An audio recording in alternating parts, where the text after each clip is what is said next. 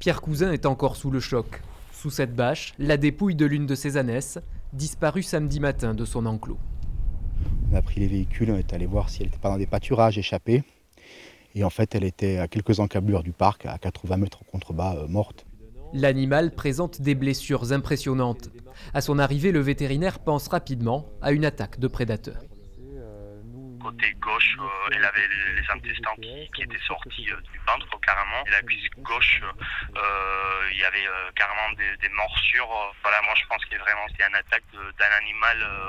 Moi j'aurais dit des chiens. Donc à mon avis, il y avait plus qu'un animal. Je ne peux pas vous dire combien. Ça m'étonnerait qu'un seul chien soit capable de faire ça.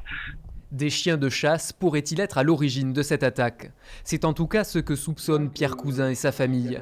Si la chasse est interdite dans les 40 hectares de la propriété, une battue était bien organisée à ses abords, comme en témoignent ces images de drone. On a une voiture avec quelqu'un qui a un fusil dans le dos. Un groupement de chasse privée était ce jour-là à la manœuvre. Son président a refusé de nous rencontrer, mais il assure que les chiens équipés de traceurs GPS ne sont pas responsables de l'attaque. Pierre Cousin et sa famille ne se satisfont pas de cette réponse.